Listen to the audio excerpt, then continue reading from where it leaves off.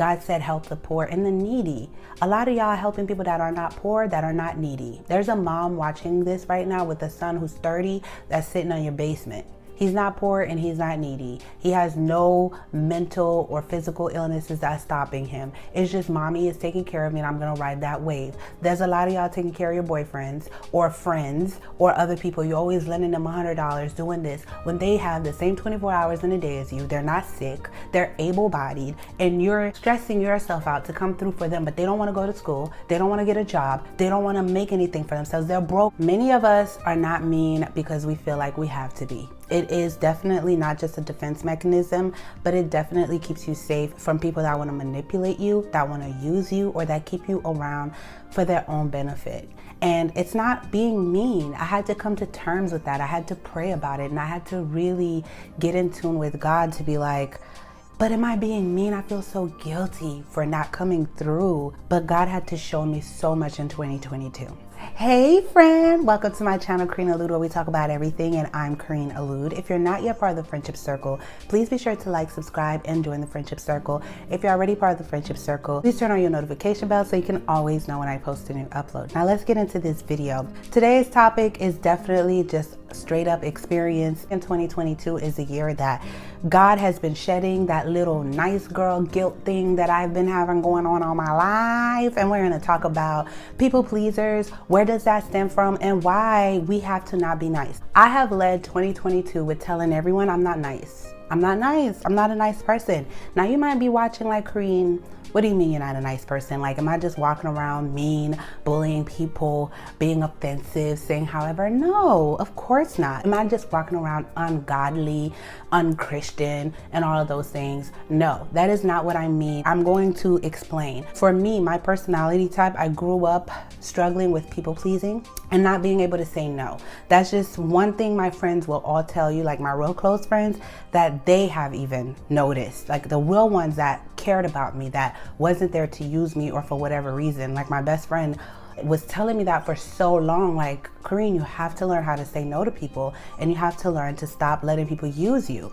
And for the longest, I just knew this about myself. But guys, it was genuinely, as much as I sit up here and give you guys advice, sometimes the advice is very hard and difficult to follow through and to actually practice my own advice. It was genuinely difficult for me, and I had anxiety to say no to people. And I found that I would have to over explain why I'm saying no. I could never just say, oh, I'm not available this day. I have to give a multitude of reasons. And I even found myself, especially when I was younger, if my reasons didn't sound legitimate enough, I would fabricate it, like legit lie, just to get out of doing something that I physically could not do or mentally was not in the space to do. And it's because I just feared disappointing people. I feared not coming through, and I really attached my worth to what I could do for people. This is especially toxic if you're in relationships, and a lot of people, like a lot of women, has even made this mistake in their dating lives, especially when you start dating really young. If you're in high school, early years of college or whatever, you start to want to please people so much that there's things you're not comfortable doing, places you're not comfortable going, people you're just not comfortable with spiritually, mentally. This is not for you, but you just don't want to be that person that hurts somebody's feelings. And it's a lifelong battle, even in adulthood. And oftentimes we find ourselves ashamed to admit that we are people pleasers. It was very tough to admit that I have a problem, because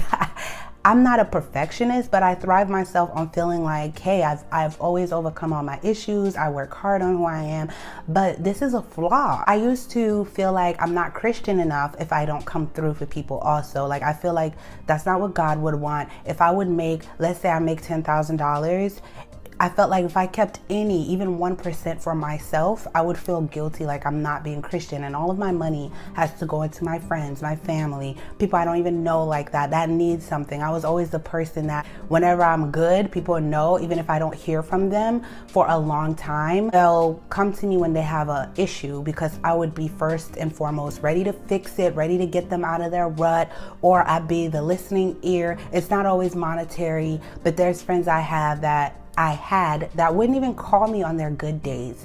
On their good days, they wouldn't want to hang out with me. They wouldn't want to go nowhere. They wouldn't want to do anything. But it's like I was always that shoulder to cry on, the therapist, the person that's going to get you out of your troubles, and that's going to, It was a lot. And I would find on my busiest days, like especially when I started YouTube, because at the times when I worked I would be at work at 9 a.m. and I wouldn't leave until probably like 11 p.m. some days, right? But I still feel like I work a lot more and a lot harder with YouTube. So there'll be times I know I have to edit or I have to research, I have things to do, and I'd put it on halt in order to hear someone cry about whatever really small situation they're going through that they could fix or that they created themselves. And I just didn't know how to just get off the phone, even hanging up. Like, it's a real problem, guys, coming from me. It was a lot. Prayer is really what opened my eyes in therapy. Those are the two things I can attribute to that, and books that I've been reading so much. Since the pandemic, I definitely got a lot of self-help books. Mental, you could be as cute, as fly, as polished, as could be as regal, as expensive, darling. I won't wear cheap looking clothes, whatever. All of it is nonsense if you're ugly inside, or if you're depressed, you have anxiety, you have no boundaries. All of these things you got to fix step by step. And I felt like there has been different stages since 2020, literally, and now we're in 2022, 2 years. Every like 6 months, there's a new lesson that God has had me tackle to overcome. And I'll say for the past 3 months, my lesson has been setting boundaries, saying no, and just tapping into my inner no, which has me now labeled as a mean person. When people are just not used to me saying no, people are not used to me not being available for them. And I've been going through my therapist consistently, working on myself, and she read me for filth to kind of understand this for myself. But one person, I'm always usually there for them to talk or whatever, but I was never really appreciated. I was very disposable in that kind of friendship, right? As time wound on, I found out that was all there was to our friendship, was just trauma dumping on each other. That was it, just trauma dumping. You're going through something tragic, you call me. And if I'm going through something that's too much to bear, I call you. Because when I would try to initiate other positive things, positive activities, that person wasn't here for it. Once the person started reaching out to me and I wouldn't be as available, they started to express their hurt by it. And it was in the sense like, you always pick up, you always available.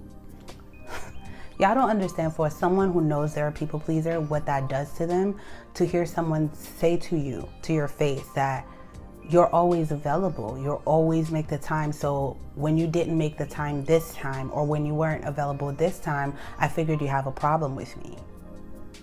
When it's like, dang, I couldn't just have been busy. I couldn't just have had something going on. I couldn't, like, it's like people were so used to me being there and available that once I'm not as available, they take it personal.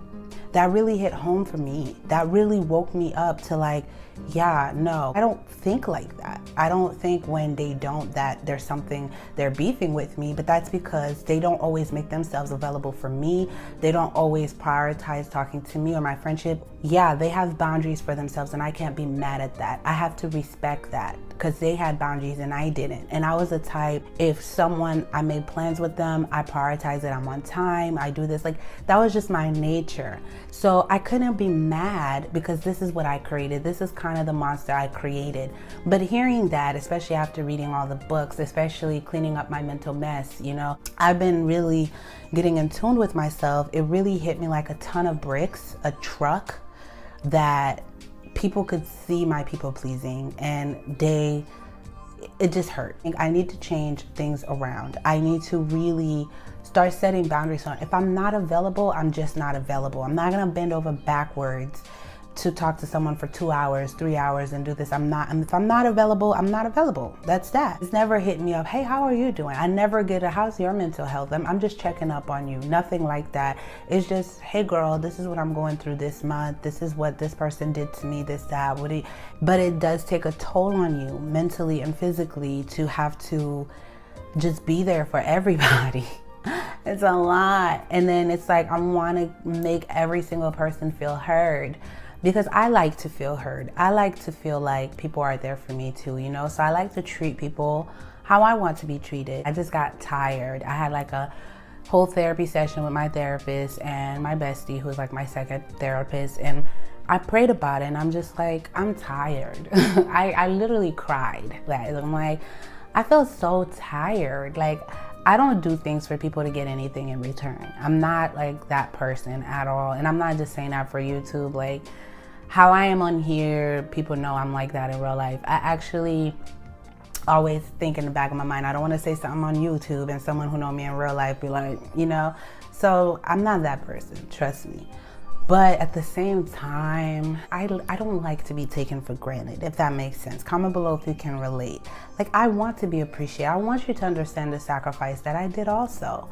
And I want you to show your appreciation and not always have an excuse as to why you're not appreciating. Or I don't like when people take and doesn't give anything at all.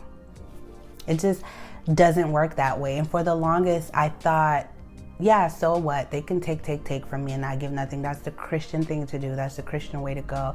Until I started finding Bible verses about God even calling the Israelites ungrateful. How he spoke to his disciples and how his disciples spoke to others, and appreciation in the Bible, even for the husband and wife, when God spoke in that aspect, love your wives, appreciate them. You know what I mean? Even with friends, the story of Jonathan and David, God put that story in the Bible for a reason, for us to know how to deal with friends. No greater deed than this, than to lay down your life for your friend.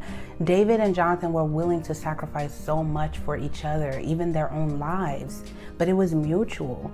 There was no, you know, and there's a quote that I said a long time ago. My hypocrite self wasn't taking advice, but I was trying to give that advice to my best friend, where I said, people will only use you as much as you allow them to. If you make yourself easy to use, people will use you. Even the best person will find themselves using people because that person allowed them to use them. No one likes to be inconvenienced. So if someone wants to pick up your inconvenience, you're not going to stop them all the time. Like, even the best people can inconvenience others who allow them to. That's why it's important for you to set certain boundaries. Even Jesus set some boundaries. He taught us to set some boundaries, you know, to stand up for ourselves and do all of these things. And I feel like a lot of people, once you start setting boundaries, if you lived a life with no boundaries, you will see you lose a lot of friends, and a lot of people will remove themselves from you, will not understand you, will feel like you have a problem with them. I'm always trying to show you love and go out of my way to show you love, but you're not supporting my businesses, you're not supporting my craft, but I'm supporting your craft. I'm giving you advice on your craft. And you can smile, you can be lovely, you can be gentle with people, compassionate, empathetic. I'm still there for people.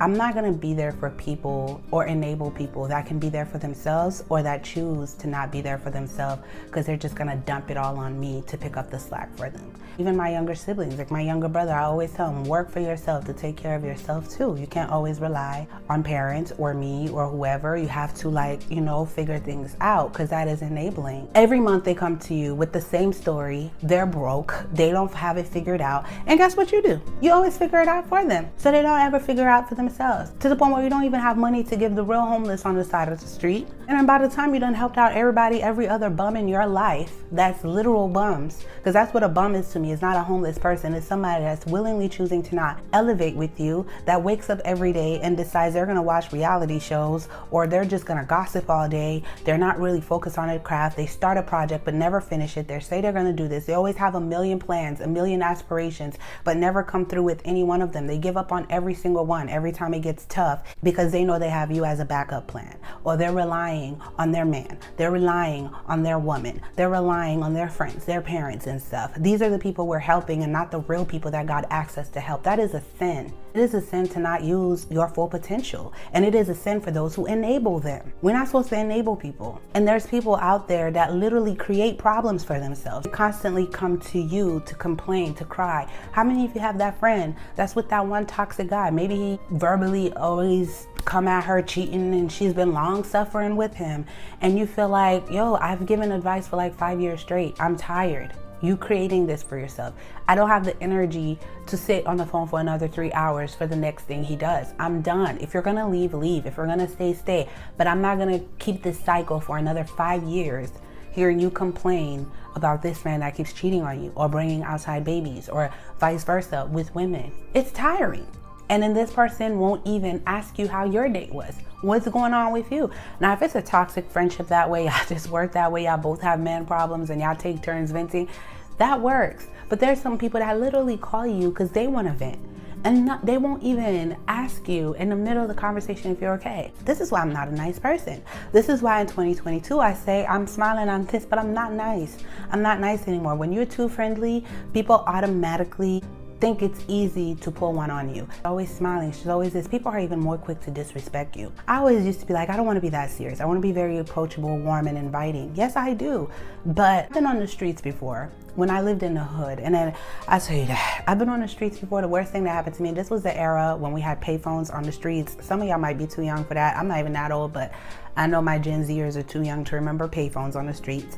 But I went to make a phone call at the payphone. It was literally like 5 steps from my house, right? To call my bestie at her home phone so that she could come over and this and that. And there was this guy on a bicycle, because I just smiled at him. That's it. He's riding his bicycle. And you gotta understand, I'm 12. This man looked like he's 23, 24, okay? He's riding his bicycle. He comes back to me. I just smiled and said politely good morning with my warm and inviting self. And guess what he did? Smack right on my butt and rode off in his bicycle. I felt so humiliated and violated because it was in the street. And he turned back to laugh, to like show me he laughed. And I was like, dang, I never smiled in the street after that. People used to be like, what's wrong with you? You're not smiling. No, I don't want no one to think I'm that friendly that you could do that. Like when I see men, I keep myself guarded and I don't even smile. And then those same men will tell you, and they're like, dang girl, you can't smile? You know you look better when you smile? You know you didn't? No, because I smiled. And this is what it got me. It's an extreme example I'm giving, but it's the same thing that happened with friends. It's the same thing that happened with family. Sometimes you tell a person, hey, call me whenever you need anything. I'm here for you. The person don't see it like, okay, I'm gonna call her if I'm really, really in a rut, but I'm not gonna make this a habit and I'm not gonna overuse it. No, people don't think like that. They hear, call me whenever you need something. And now every time they literally need something, they come to you. They don't ask you, hey sis, how's your things? Are you good? Are you even able to help me right now? They just give you the amount they need, or they try to sound humble. Like that's not, I don't mean to ask. I don't mean to, I would hate to do this, and it's like, sis, I didn't say I'm your ATM whenever you need something. That's not what I meant. You know what I mean? And I know it sounds a lot to a lot of people, like to hear this, but people pleasing will put you in debt. I have been in debt before for helping people. I had maxed out my credit cards helping people. And it's like, when you gonna learn? I don't do that type of stuff no more. Even if I have it, I don't have it. I'm not gonna make sure my bills are not paid to help you out. I used to do that.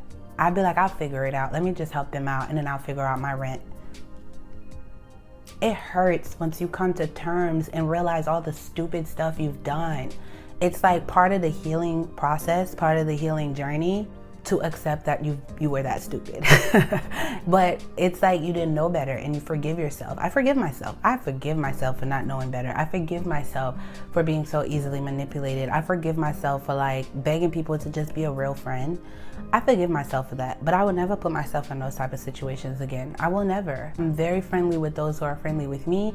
And I'm more cautious now, and it's not pretentious. Like, it's not pretentious, but I see why. Oprah, I believe that she was like very lonely at the top, and then you oftentimes have to be friends with people who you are equally yoked with. That's where you're at. Because the thing with when you start to elevate and you still stay with people who are not determined to elevate, it's a difference when there's people that are not there yet, but they're determined. You see their grind, you see their hustle. But there are some that really, they're not determined to elevate. They start a project and never finish. They're always investing in some weird get rich quick scheme or whatever. And it's like, no, I need to be around people that I see grinding and hustling too, that's at my level, because I know we can mutually like be there for each other that way. And it's not even just money, even mentally. If I'm not trying to be childish anymore, if I'm not trying to gossip, I don't gossip anymore. I couldn't tell you the last time I gossiped. Me and my best friend, we talk about business ideas, cooking, recipes, diets, Bibles, different universe, spiritual stuff. Like, we really do not have time to gossip, and which is why my friendships have been slowly diminishing. Even friends that I've made through a YouTube or Instagram, we talk about art, we talk about music, we talk about different things. Like, it's not always trauma. It's not always garbage or gossip. Why am I going to befriend people that only gossip if I'm not there mentally? I'm gonna be annoyed. I find myself on the phone with someone that's, oh, did you hear this? And I'm like, oh my God, when can I get off the phone? Like, mentally, you have to be around people that's going to elevate you. If someone just constantly seems to be surrounded by trauma, you're constantly dating the wrong people, and you're not taking the advice, you're not trying to work on yourself, I cannot have the patience forever, because you're going to start to drag me down with you. It's easier, like they say, to pull someone who's already at the top down than for the person at the top to pull you up. It's always going to be harder to do that. That's why God said in the Bible, be mindful that bad company corrupts good judgment. Do not sit amongst people who are just bad company. But God himself said that. He told us to be mindful who we hung with, who we talked to, who we communed with. It's not pretentious. It's not you think you're better than. Because Jesus himself, he hung with people who were selling their bodies. Jesus himself hung with tax collectors who were deemed as horrible people back then. He hung out with them, but he saw inside of them that they were willing to take advice, to mold their characters, to change. They were genuinely good people, while the Pharisees, who were supposed to be the knowledgeable people, the prestigious, he was the one that Jesus avoided. He was like, they actually have bad character, bad morals, bad this. A lot of times we have friends that we think are put together, and they're worse than the friends that mind their business in their corner, very appreciative. I have friends, I go to their house, oh my God, I feel like a princess. I'm very welcomed. Do you want to eat this? I have this for you. I'm so grateful to have you here. That's before Cream was ever anything, and I'm still nothing. They have this humble character. They have this nurturing character with everyone around them. They're so nurturing that I will give my last gladly for them. Those type of people, like my last, and I do, like I'll give my last. Certain family members that you're just like, oh my goodness, I would die for you. You deserve it. You're always there. Even my bestie, I would die for my bestie. Like, she's always there for me, always, But there are also people that literally just aren't. And you have to, as hard as it is, you have to do the practice of recognizing that with yourself. And people pleasing oftentimes stems from our childhood, trying to please a parent. And I love my dad. He did the best he could, but he worked a lot because he was a single dad. And you always trying to, as a child, you don't understand that your parents just working a lot. He's just trying to take care of things. You just see it as you're never around, but it was just working. You don't understand that. And when they are around, they're tired, they're sleepy, and you're trying so hard to get their attention to, that you end up feeling like maybe you're just not fun enough. You're not worthy to be hung around enough. And you start to try to please. And that's where that stems into your adult relationships and adult friendships, when it's not your parents' fault, but you're going to have to deal with that. You're going to have to deal with your childhood trauma to avoid certain things like that. And even in doing this video, I'm always like, okay, somebody might watch it and get offended. Old Cream wouldn't have done this video. But I'm like, so what? Like, it's somebody needs this video also, because somebody is literally going through what I'm going through. Why can't I share my testimony, my story on how I've overcome this, because somebody's going to get offended by it? That's the other aspect of people pleasing. When they do stuff that's hurtful, they're not considering how I'm going to feel about it. That was all I wanted to say for this. And I know I went all in, but I came with an agenda. I came with a purpose. And I'm here to tell you, I'm looking into the camera to you, boo. I came to tell you that you need to set some boundaries for yourself. You need to say no. Okay, you need to say, I can't go because I need to rest. I've been working all week and I'm just not in the mood to be partying right now. I know it's been 2-3 weeks, mama, but I need one more week to myself. I need to recuperate. I'll see you next week. I can't do this right now. I don't have it. It's really going to put me back. I know it's going to set me back. I have a lot going on, a lot of projects I need to fix. Help out real people. You want to help people, go to a soup kitchen. My best friend's in-laws, her sister-in-law and her mother-in-law do this thing. Her sister-in-law's birthday came up. Guess what her and her mother did? They did little packages of food with Bible verses inside and went to give to the homeless for her birthday. You want to give back? That's how you give back. Don't give to Pookie and Ray Ray, Lisa and Ann. Don't give them your last, okay, when they could do something. They are there 24 hours and you see them year after year after year after year after year, the same excuses, where there's people that's really starving, that really need you. There's a widow out there with the kid by herself that really needs you to just bring her a warm plate of food. but you're going to dinner and paying for everybody's meal at the restaurant. Sis, bro, gather yourself. Stand up, gather yourself, and understand people can call you mean all they want. I always tell people that I embrace it. No, I'm not nice. I'm not nice. I'm not nice. I'm pleasant.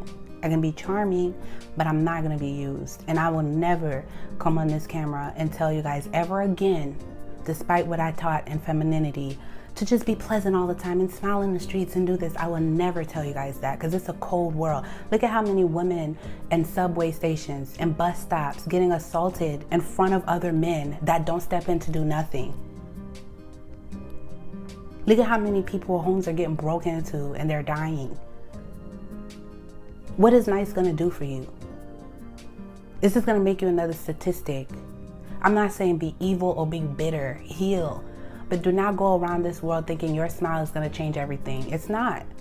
Your giving heart is gonna make people love you more. It's not. It's not. That's the cold reality. It's the cold reality. Know when you're in a safe space and when you're not. Know when you're around genuine people and when you're not. Be aware. Protect yourself. Nobody's gonna protect you. What incentive do they have to protect you? They can't get nothing out of you if they teach you to preserve yourself. And again, this is not the case for everybody. I have genuine people in my life, but there was those extra little people that I had to weed out that I'm like, you're not for me. And it's okay. I'll have 5 friends all my life and be good with my 5 friends. I used to be the person when I was younger, I would have 100 friends, what I thought was friends. As I got older, less and less and less and less, because it's like I started seeing people for who they really are. And I'm like, I'm not young anymore. I'm not a kid anymore. Life is just too short to be around so much toxicity and negativity. And it's been the best decision of my life. And this was it for 2022 for me. This is the lesson that I needed to learn. And I need you to learn. But I love you guys so much. I hope nobody's offended. If you can relate, comment below. Share with a friend who needs this, that you've been preaching this to, okay? Make sure you guys thumbs up, because it really does help the video. So I need you guys to thumbs up and make sure you subscribe and turn on your notification bell. If you like the music you're listening to in the background, support my bro. He puts all these music together. Subscribe to his channel, like his music, tell him Kareen sent you. But I love you guys so much. Thank you for genuinely supporting me. Until next time. Mwah.